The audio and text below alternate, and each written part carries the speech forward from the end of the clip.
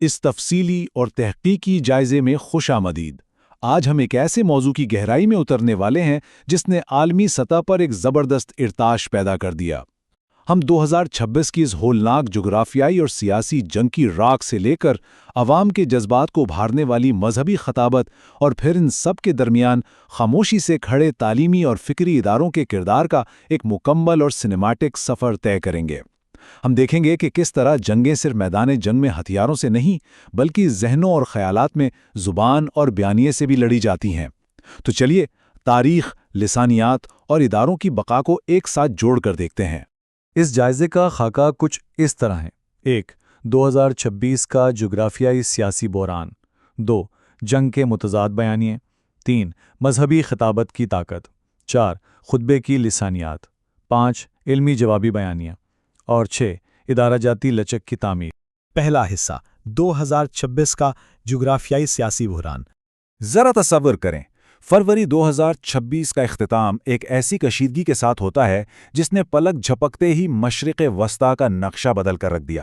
ایک غیر جانبدار مصور کے طور پر دیکھیں تو یہ واقعات ناقابل یقین حد تک تیزی سے رونما ہوئے۔ 28 فروری کو امریکہ اور ایران نے ایران پر فوجی حملے شروع کیے۔ محض چند دنوں کے اندر مارچ کے اوائل میں ہی اعلیٰ ایرانی قیادت کو نشانہ بنا لیا گیا، اور پھر یہ آگ جنگل کی آگ کی طرح لبنان، عراق اور خلیجی ممالک تک پھیل گئی۔ اس افراتفری نے پوری دنیا کی معیشت کو ہلا کر رکھ دیا۔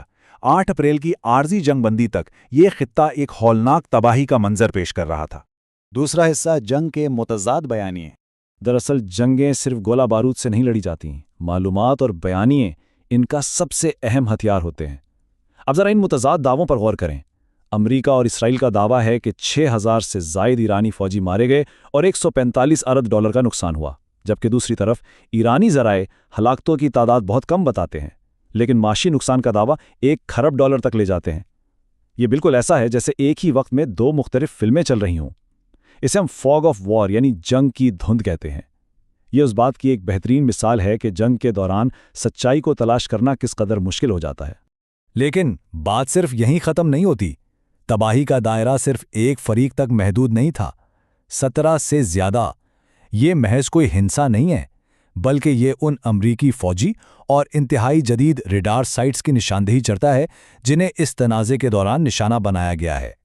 اس سے ایک بات تو بالکل واضح ہو جاتی ہے کہ اس جدید ترین جنگ میں کوئی بھی فریق مکمل طور پر محفوظ نہیں تھا۔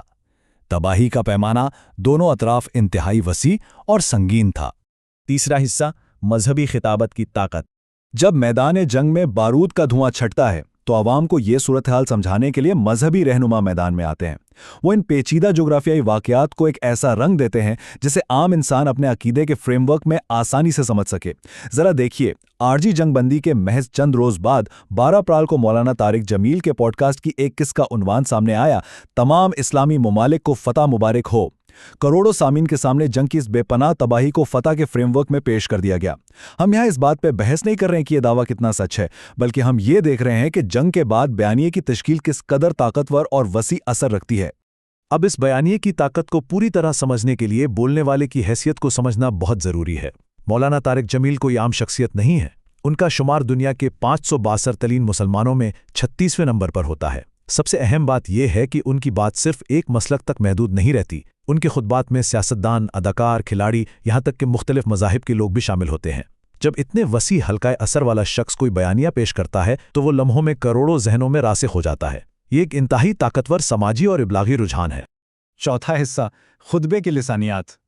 ایک انتہائی دلچسپ علمی زاویہ یہ ہے کہ کچھ لوگوں کی بات سیدھی دل پر جا کر کیوں لگتی ہے۔ ماہرین لسانیات نے اس راز کو بھی کھولا ہے۔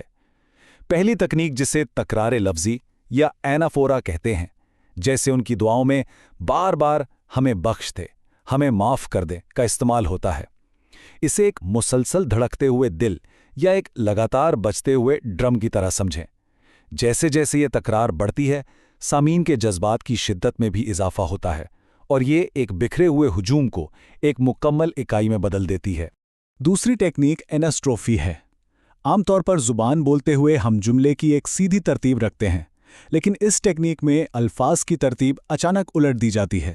مثال کے طور پر بجائے یہ کہنے کے کہ علماء سے پوچھو، وہ کہیں گے پتہ کرو علماء سے۔ ये बिल्कुल ऐसा ही है जैसे किसी फिल्म के सिनेमैटिक बैकग्राउंड म्यूजिक में अचानक कोई नया राग या कॉर्ड आ जाए जो सुनने वाले की पूरी तवज्जो फौरी तौर पर अपनी जानिब खींच ले। ये लिसानी तब्दीलियां लाशऊरी तौर पर जहनों को अपने सहर में जकड़ लेती हैं। 5वां हिस्सा, इल्मी जवाबी बयानियां। अब तक हमने आवाम को जोड़ने वाली इस जज्बाती और लिसानी ताकत को देखा, लेकिन इससे हटकर एक मुतवाज़ी इल्मी पहलू भी मौजूद है जो बिल्कुल मुख्तलिफ बुनियादों यानी मुनज़्ज़म और तनकीदी सोच पर उस्तवार है। जावेद अहमद गामदी की रहनुमाई में चलने वाला गामदी सेंटर और उनका रिसाला इशराक इसी तर्ज अमल की नुमाइंदगी करते हैं। जहां जज्बात और नारों का तूफान बरपा हो, वहां ये इल्मी इदारे एक मजबूत लंगर यानी एक एंकर का काम करते हैं। उनका मकसद हुजूम बनाना नहीं, बल्कि अंधी तकलीद से निकालकर तनकीदी शोर बेदार करना है।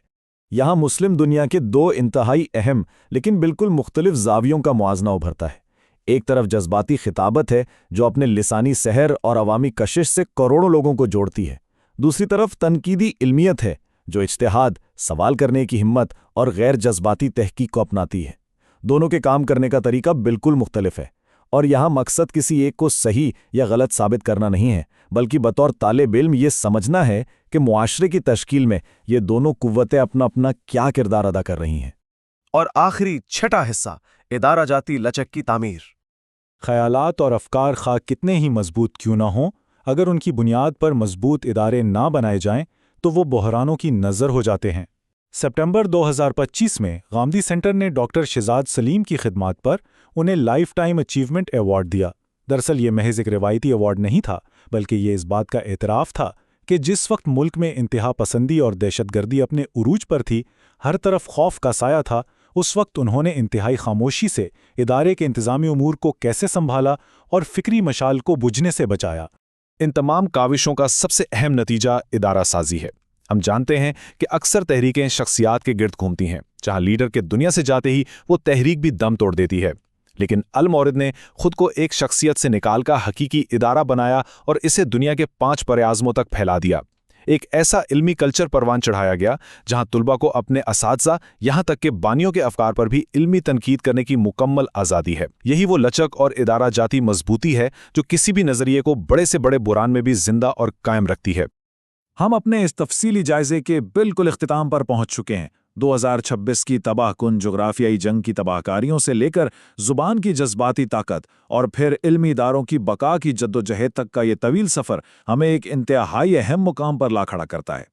अब सबसे बड़ा सवाल ये पैदा होता है कि जब बिलाखिर हथियारों का शोर मुकम्मल तौर पर थम जाएगा और तबाही के इस मलबे पर एक नई दुनिया तामीर होगी, तो उसकी बुनियादें किस चीज़ पर इस्तवार होंगी?